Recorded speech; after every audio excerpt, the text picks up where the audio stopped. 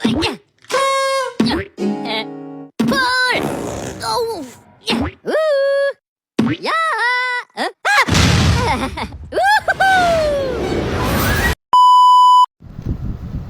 Assalamualaikum warahmatullahi wabarakatuh.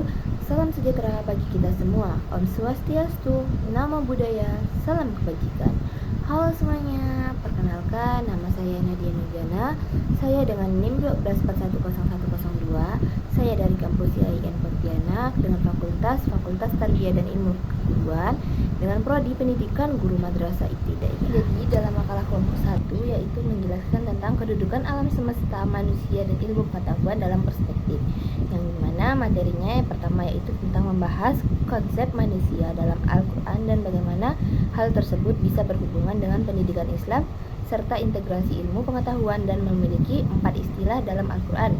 Yang pertama yaitu ada Al-Bashar. Al-Bashar ini menunjukkan bahwa manusia juga memiliki sifat kemanusiaan dan keterbatasan yang merujuk kepada seluruh manusia tanpa yang terkecuali, yang menegaskan bahwa manusia ini mengalami sebuah proses reproduksi dan memenuhi kebutuhan biologisnya, seperti contoh surah Al-Baqarah ayat 31 yang dimana dapat menjelaskan bahwa Allah mengajarkan Adam segala sesuatu untuk menunjukkan bahwa manusia memiliki kemampuan untuk belajar dan memahami daripada sekitarnya. Nah, pada kelompok kedua menjelaskan tentang makalah hakikat dan tujuan pendidikan Islam. Hakikat pendidikan Islam ini cara pandangan ataupun dasar-dasar yang mengenai bagaimana Islam melakukan sebuah proses pendidikan. Yang dimana di sini ada terbagi menjadi 3 aspek, yaitu pertama berorientasi pada ketauhidan, yang kedua pembentukan akhlak, yang ketiga tentang pengembangan ilmu pengetahuan. Dan di sini juga ada tentang 5 sumber dan dasar pendidikan Islam. Pertama ada Al-Quran, As-Sunnah, Ijtihad, Sejarah Islam, dan Ra'ayu. Di sini tidak hanya itu saja, tetapi juga ada tujuan pendidikan Islam, yang dimana yaitu ada memberikan sebuah arah proses pendidikan, motivasi, kebanggaan hidup, mampu menghadapi sebuah persoalan. Yang dimana fungsi dan metode pendidikan Islam ini dapat memberikan sebuah landasan sekaligus mengarahkan kepada proses pendidikan yang berdasarkan kepada Islam.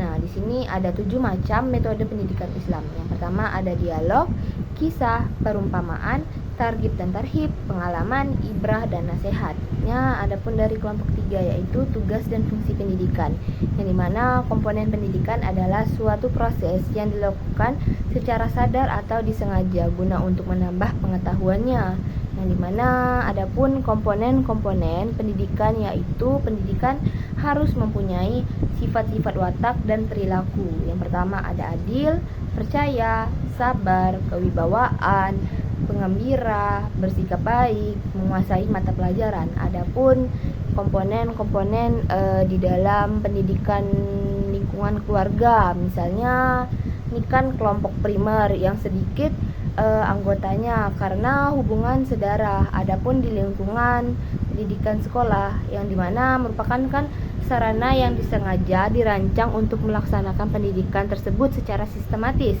berencana sengaja yang akan terarah. Karena adapun alat pendidikannya yaitu merupakan suatu bahan atau cara yang terlibat dalam melaksanakan proses pendidikan. Metode adalah cara yang teratur untuk mencapai tujuan. Metode pendidikan ini adalah cara-cara yang dipakai oleh orang ataupun sekelompok orang untuk membimbing anak peserta didiknya sesuai dengan perkembangannya ke arah tujuan yang hendak akan dicapai. Nah, selanjutnya ada fungsi pendidikan. Yang pertama ada fungsi melatih kemampuan akademis, melatih mental fisik dan disiplin, melatih tanggung jawab, mengembangkan diri dan kreativitasnya, membangun jiwa sosial. Keenam yaitu ada membentuk identitas diri. Nah, peran penting apa sih yang ada di pendidikan ini? Nah, memainkan peran pendidikan ini dalam Islam yaitu ada beberapa peran. Yang pertama pemeliharaan dan pengembangan suatu, mempersiapkan generasi yang unggul, mengidentifikasikan ilmu pengetahuan dan agama, serta membangun masyarakat yang beradab, membentuk kesadaran terhadap keagamaannya. Selanjutnya ada tujuan pendidikan. Tujuan pendidikan ini tidak terlepas dari tujuan hidup, sebab pendidikan bertujuan untuk memelihara kehidupan manusia. Al-Quran adalah firman Allah dengan kebenaran mutlak adalah pedoman bagi manusia untuk memelihara hidupnya. keempat yang menjelaskan tentang pendidikan Islam dan kurikulum pendidikan Islam. Nah, kurikulum pendidikan Islam ini merupakan rangkaian terhadap pada bahan ajar yang akan mencakup berbagai kegiatan pengetahuan dan pengalaman. Lagi pula ciri-ciri kurikulum terhadap pendidikan Islam, yaitu pertama ada kurikulum pendidikan Islam harus menonjolkan pada mata pelajarannya agama dan akhlak. Kedua, kurikulum pendidikan ini harus memperhatikan pengembangan menyeluruh kepada aspek-aspek pada pribadi siswa. Ketiga, kurikulum pendidikan Islam ini harus memperhatikan keseimbangan dan antara pribadi dan masyarakat, dunia dan akhirat. Keempat, kurikulum pendidikan Islam ini memperhatikan juga seni lulus. Kelima, kurikulum pendidikan Islam ini juga mempertimbangkan perbedaan kebudayaan yang sering terdapat di tengah manusia karena perbedaan tempat dan juga perbedaan zamannya. Adapun terdapat 5 asas pada kurikulum pendidikan. Yang pertama yaitu ada asas teologi yang berlandaskan tentang nilai-nilai ajaran agama Islam yang bersumber dari Al-Quran, As-Sunnah. Yang kedua itu ada dari filosofis yang merupakan landasan ini dapat berpikir yang secara mendalam dan logis dalam mengenal hakikatnya. Ketiga, asas psikologis yang dimana dapat berdasarkan tentang teori-teori psikologi ini yang memperhatikan kondisi dan perkembangan psikofisik siswa.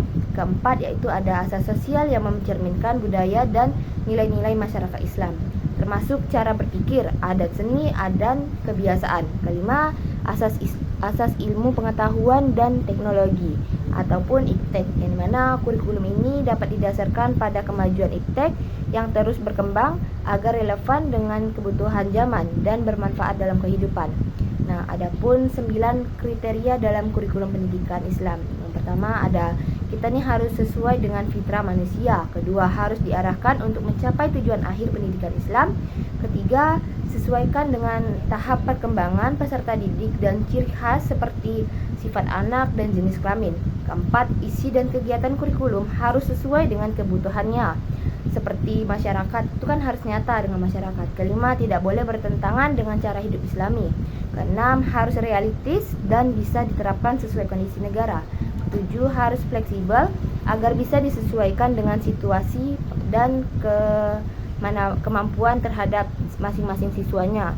Kedelapan, harus punya nilai-nilai pendidikan yang bisa kita bentuk sikap pada anak ini terhadap Islami. Kesembilan, harus memperhatikan perilaku nyata amaliyah dalam kehidupan Islam. Malah kelompok 6 yaitu pendidikan dan hakikat pendidikan. Nah, secara terminologis ini dalam pakar pendidikan juga berpendapat bahwa menurut Ahmad Tafsir, pendidikan ini dalam konteks Islam adalah individu yang bertanggung jawab terhadap perkembangan. Nah, perkembangan ini terhadap peserta didik kan juga melalui upaya-upaya tertentu, yang dimana juga mengembangkan seluruh potensi ini. Peserta didik juga mencakup potensi efektif ataupun emosinya mereka, kognitif pada pemikiran mereka, dan psikomotorik yaitu sebuah tindakan. Hakikat pendidikan ini ialah juga proses penanggulangannya terhadap masalah-masalah serta penemuan dan peningkatan kualitas tersebut terhadap hidup pribadi serta masyarakat yang berlangsung seumur hidup.